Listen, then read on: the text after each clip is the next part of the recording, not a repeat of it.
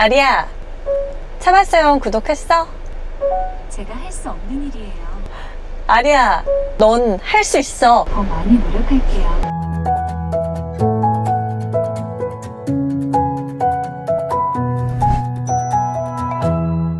여러분 안녕하세요, 차박사영입니다. 비가 오고 있어요. 참 이게 시승기를 찍어야 되는 날에 비가 오면은 뭔가 가는 날이 장날이구나 이런 생각을 할 때가 있습니다. 이 차가 인기가 진짜 많긴 하더라고요. 제 주변에서도 궁금해하는 분들이 굉장히 많았던 차량입니다. 바로 볼보의 중형 SUV죠, XC60인데요 볼보사에서도 제일 잘 팔리는 아주 효자 모델이죠. 글로벌 베스트셀링 카입니다. 이 차가 사실 처음에 출시된 거는 2009년 정도였는데 출시되고 나서 지금 168만 대? 거의 정말 어마어마한 판매량을 기록한 차이기도 해요. 처음에 뭐 바꿨다 해가지고 봤어요. 근데 똑같은 거야. 내가 알고 있던 그 볼보잖아요? 뭐가 다 달라졌지? 이렇게 하면서 이제 봤단 말이에요. 근데 이번 XC60의 변화는 디지털, 첨단, AI 이런 것들에 초점이 맞춰져 있습니다. 볼보에서도 근데 그걸 굉장히 자신감 있게 내놓은 것 같아요. 왜냐면 그만큼 돈도 들였기 때문이죠. 처음으로 SKT와 통합해서 개발한 통합형 인포테인먼트 시스템이 들어간다고 해요. 제가 탔었던 르노의 XM3 기억나시죠? 그 친구에도 팀에 들어가 있어요. 근데 그거는 딱 내비만 돼. 그러니까 딴 건 안 되는 거예요. 근데 이 친구는 내비게이션도 SKT의 T맵이 들어가고 음악도 SKT가 서비스하는 플로라는 어플이 들어가고요. SKT가 내세우는 인공지능 누구, 이름이 누구야? 넌 누구니? 같이 들어가서 이 세 가지가 무기적으로 작용하는 최초의 차인 거예요. 아리아에게 주문을 하면 됩니다. 아리아, 파주 카베아 안내해줘. 안내 시작이라고 말씀해주세요. 목적지가 이렇게 설정이 되어서 이동을 하게 됩니다. 아리야, 나 너무 추워. 자동차 에어컨 온도를 최고 온도로 설정할게요. 춥다고 하니까 막 온도를 최고로 해주네. 굉장히 너 배려 깊은 아이구나. 아리야, 에어컨 꺼줘. 자동차 에어컨을 끌게요. 오, 근데 지금 몇 번 해보면서 보니까 생각보다 잘 알아듣네요. 지금 제가 타고 있는 차량은 B5 차량이에요. 일반적인 가솔린 차량이 있었다가 B라인으로 접어들면서는 볼보에서 마일드 하이브리드를 내놓기 시작합니다. 하이브리드는 전기 모터로만 주행을 할 수도 있고 필요하면 이제 가솔린 엔진 내연기관임으로 달릴 수도 있고 이 두 가지를 선택할 수 있기 때문에 매력적이고 그래서 가격도 비싸죠. 근데 이 친구는 그건 아닙니다. 다운사이징의 그 규제의 추세가 있다 보니까 그거에 발맞추기 위해서 전동화로 완전 가기에는 지금 딱 그 중간 단계잖아요. 그래서 엔진은 다운사이징을 시키되 어느 정도의 출력은 유지를 시켜야겠는 거예요. 이게 출력이 너무 떨어져 버리면 안 되니까 전기 모터의 힘을 약간씩 더해줘서 출력을 높여주자. 초반에 딱 차량이 가속을 할 때 약간의 부스트업을 시켜주는 거예요. 그래서 초반의 응답성은 굉장히 좋은 편입니다. 이렇게 48V의 마일드 하이브리드가 되면서 최고 출력이 250마력까지 올라가는 상황입니다. 사실 실내에 딱 탔을 때의 감성 같은 경우는 달라진 게 없어요. 디자인 변화는 찾아보기가 힘듭니다. 일단 앉았을 때 볼보의 시트는 다른 완성차랑 비교를 했을 때는 푹신한 편이에요. 완전히 경도가 느껴지는 그런 타입은 아니고요. 푹신하기 때문에 등과 허리 이런 부분이 잘 지지가 되는 마사지 시트가 적용이 되죠. 시트의 왼쪽 부분에 동그라미 버튼을 누르면 이렇게 화면에 마사지가 시작이 돼요. 그 단계도 정할 수 있고요. 여기 요추 부분이라고 하나? 거기를 지금 하고 있고요. 저는 약간 어깨 쪽을 좀 어깨 쪽으로 넘어와. 마사지 볼이 넘어와. 오, 강도를 가장 세게 했는데 솔직히 뭐 아주 세다, 압이 아주 세다 이런 느낌은 아니에요. 어느 정도 시원하게 해주는 느낌? 마사지 받아보신 분들 알겠지만 태국, 중국 뭐 이런 데 연식 마사지 느낌이라기보다는 살짝 아로마 마사지를 하듯이 부드럽게 이렇게 마사지를 해준다, 이렇게 생각하시면 되겠습니다. 패밀리카 용도로 이런 부분이 전 너무 좋을 것 같아요. 우리 아버지들, 가족들 막 태워주시고 지친 몸을 이런 마사지 조금 받으시면서 약간씩 힐링하면서 또 운전하실 수 있는 이런 매력, 이거는 또 볼보가 자랑할 만한 그런 기능이 아닌가 싶네요.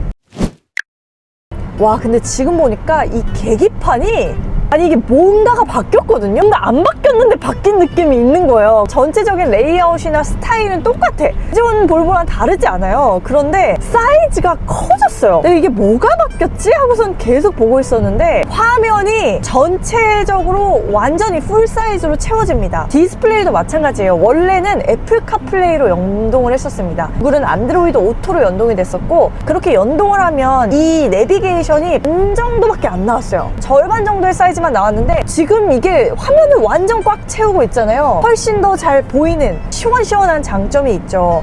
이게 옛날에 그게 안 됐어가지고 너무 안타까웠는데 그게 바뀌었다니까 아마 너무 시원한 느낌이 듭니다. 고기다 시원하네요. 역시 고기도 클수록 제맛이고 화면도 클수록 제맛인 거야. 부형 오너분들이 보시면 막 너무 짜증날 것 같아. 막 훨씬 뭔가 이렇게 시원시원해졌잖아요. 볼보에서는 뭐 우리는 스칸디나비아 디자인이다, 그러니까 북유럽 디자인이다. 아니 그래서 북유럽 디자인이 뭔데? 라고 물어보면 인간 중심적이다, 뭐 이런 얘기를 하죠. 볼보의 실내에서 저는 개인적으로 가장 눈에 띄는 레이아웃은 이런 세로형의 디테일인 것 같아요. 송풍구도 세로 형태로 길게 들어가 있고요. 모니터도 세로 형태로 배치가 되어 있고 전체적으로 세로형의 아웃라인들을 많이 가지고 있어요. 이게 뭐 어디가 인간 중심적이냐? 로는 안 인간 중심적이고 세로가 인간 중심적이냐? 뭐 이럴 수 있잖아요. 근데 진짜 많은 차를 운행을 하다 보면 이렇게 세로 형태로 배치된 그런 송풍구들, 이런 것들이 별거 아니지만 편안한 느낌을 주고요. 무엇보다 저는 이걸 찬성하는 이유가 실용적이에요. 이게 진짜 송풍구가 엄청 길거든요. 빠르게 내부의 공기가 순환이 되면서 온도를 빠르게 바꿔줘요. 실용적인 측면도 가미를 했다라고 보여지죠.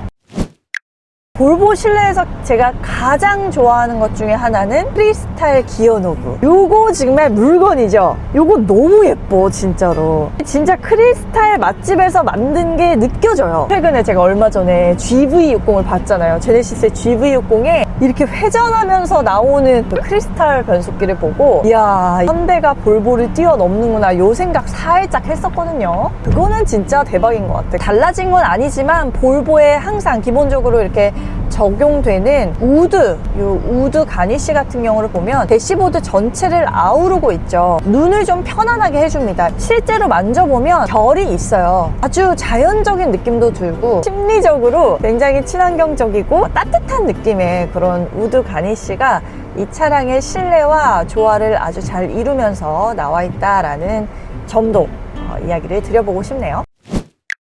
이렇게 살짝 요철 구간을 좀 지날 때 보니까 차량의 하체가 그닥 이렇게 부드럽다기보다는 좀 탄탄한 편에 더 가깝다고 느껴지네요.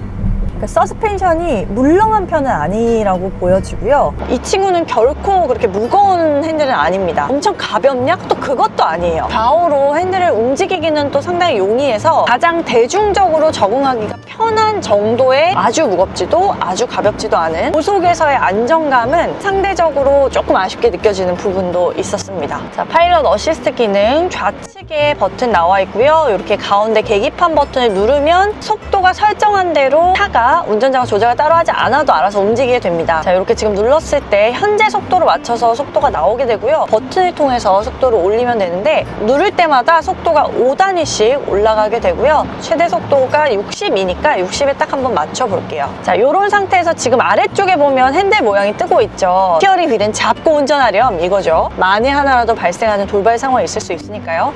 그럼 요거를 뗐을 때 얼마나 움직일까요? 대략 한 10초 미만대에서 방금 보시면 스티어링 휠 고정이라는 게 뜨기 시작합니다. 그러면 스티어링 휠을 잡아라 이건데 스티어링 휠 고정이란 말이 좀 이상한 것 같지 않아요? 뭘 고정해?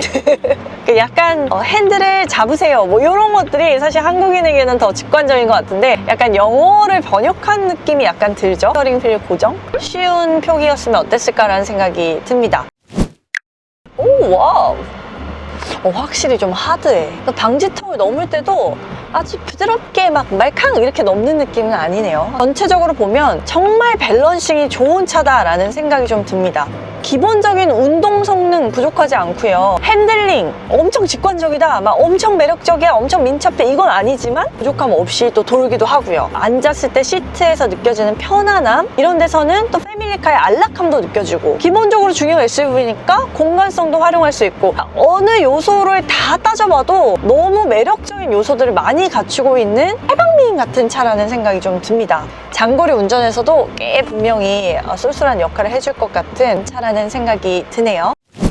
자, 저는 지금 파주 카베아에 도착을 했습니다. XC60 달라진 모습 조금이라도 보여드려야 할 것 같아서 이렇게 실물 차량이 있는 곳으로 나와봤어요. 마침 오늘 비가 내린단 말이죠. 꽃만 꽂으면 약간 미친 사람 같을 수도 있지만 제가 시승하면서 말씀드린 대로 크게 달라진 건 없어요. 외관도 그렇고 실내도 그렇고 뭐 눈에 띄게 그런 변화들은 없습니다. 몇 가지의 포인트들은 있기 때문에 그런 부분 한번 살펴보면 좋을 것 같아요. 일단 전면부 딱 보시면 제가 알고 있었던 그 XC60 그 볼보의 그 SUV의 그 느낌 그대로 나와 있어요. 크게 달라진 바가 없죠. 가운데를 가로지르는 그릴도 똑같고요. 좌우에 호루에 망치고 헤드램프 스타일도 여전히 같이 들어가 있습니다. 다만 이렇게 신형이 되면서 안쪽에 그릴의 디테일이 조금 변화했어요. 이렇게 보시면 두 줄에 크롬 라인이 들어가 있는 이런 디테일로 들어가게 되고요. 아래쪽에 보시면 길게 크롬 라인이 이렇게 들어가 있죠. 이것도 이전에는 없었던 변화입니다. 아예 왼쪽 끝에서부터 우측 끝까지 쭉 크롬이 들어가면서 차가 좀 길어 보이는 좌우에 있는 에어 인테이크 부분들 역시 좀 달라졌습니다. 근데 사실 뚫리진 않네요. 딱히 공기가 들어가는 뭐 그런 역할은 해주는 게 아니고 하지만 이렇게 SUV 스타일로 직선 형태로 빠졌다라고 보시면 될 것 같습니다. 측면부는 사실 별 달라진 게 없어요. 휠 부분에 있어서 약간의 디테일이 변화한 걸 살펴볼 수 있고요. 20인치 타이어가 이렇게 적용이 되어 있습니다. 이 안쪽에 보시면 이 디스크가 뚫려 있는 걸 알 수 있어요. 벤틸레이티드 디스크라고 해서 구멍이 나와 있는 형태입니다. 이렇게 되면 이 디스크가 뜨거워지는데 이 온도를 30% 가까이 줄일 수 있다고 하죠. 이 V디스크가 전류뿐만 아니라 후륜에도 들어가 있어요. 이 브레이크 디스크가 마모되는 것을 조금 더 방지해주는 그런 역할도 있을 것이고 냉각 성능의 효율이 좋다 보니까 일반적인 솔리드 브레이크 디스크보다는 이 친구가 더 가격대도 있기 때문에 전륜, 후륜 다 이렇게 들어갔다는 거는 칭찬할 만하지 않나 싶어요. 하단부에 보시면 좀 변한 부분이 있죠. 이 리어 범퍼부가 바뀌었습니다. 원래는 여기 그리고 여기 이렇게 딱 머플러 형태가 나와 있었어요. 그래서 누가 봐도 내연기관 차구나 뭐 이런 느낌이 있었는데 사라졌죠. 그래서 사실 마치 전기차인가 뭐 이런 생각도 살짝 들잖아요. 근데 진짜 테일파이프는 사실 숨어져 있습니다. 좌우에 듀얼로 테일파이프는 숨겨져 있고 그냥 디자인만 이렇게 머플러 형태를 없앴어요. 단정해진 범퍼 모습 마치 내연기관이 아닌 것 같은 느낌을 주지만 내연기관이라는 거 그거 살펴볼 수 있겠습니다. 이것도 봐야지. 트렁크를 봐야지. 트렁크.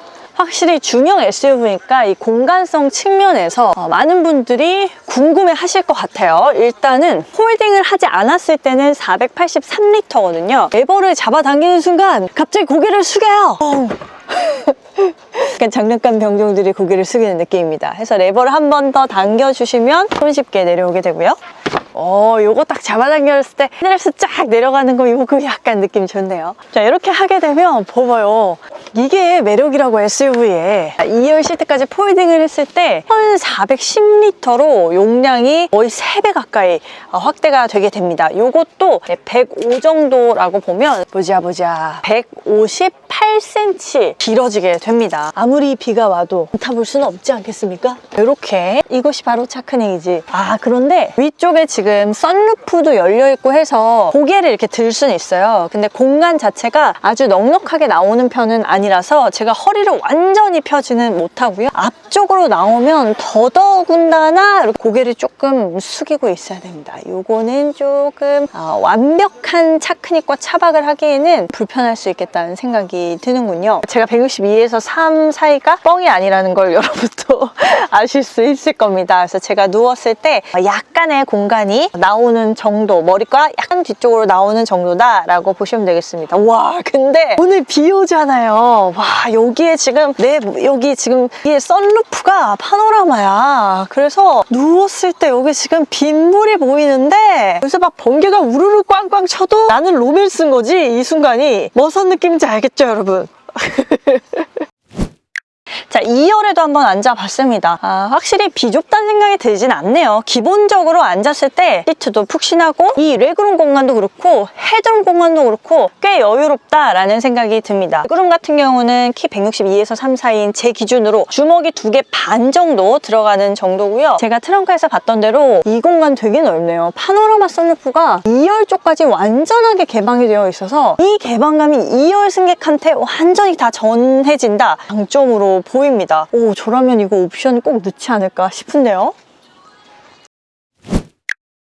신기해서 보여드린 것처럼 크게 달라진 점은 없다라고 말씀드렸죠. 좀 눈이 편안해지는 심플한 디자인이다 라고 보시면 되는데 눈에 띄게 달라진 점 하나가 있어서 이건 보여드려야 될 것 같아요. 자, 여기 보시면 파노라마 선루프 조작하는 여기 홈이 나와 있죠. 따로 윈도우를 개폐하는 그런 레버 같은 게 없잖아요. 이거 어떻게 하냐 봤더니 모션으로 인식을 하더라고요. 이렇게 제가 지금 손으로 했잖아요. 보세요. 이렇게 되는 거야. 어머, 근데 비가 막 들어오고 난리 났다. 자, 다시 앞쪽에 대면 모션을 주시면은 닫히고, 다시 모션을 주셔서 위로 올리면 이 친구도 같이 열립니다. 대박이다. 하나 또 이 실내에서 빼놓을 수 없는 게 있어요. 바로 스피커입니다. 스피커. 볼보 하면 바워스 앤 월킨스, 이 NW 스피커가 들어가는 걸로 유명하죠.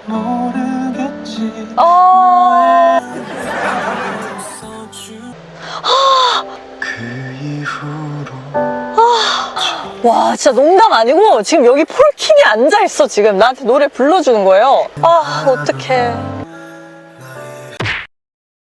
아리야, 나 너무 피곤해. 허벅지를 꼬집어 보세요. 잠이 달아날 거예요. 아리야, 지금 그걸 위로라고 하는 거야? 당신의 목소리에 정신이 번쩍 드네요. 아리야, 좋은 말 해줘. 주말이 짧게 느껴지는 이유는 실제로 짧기 때문이다.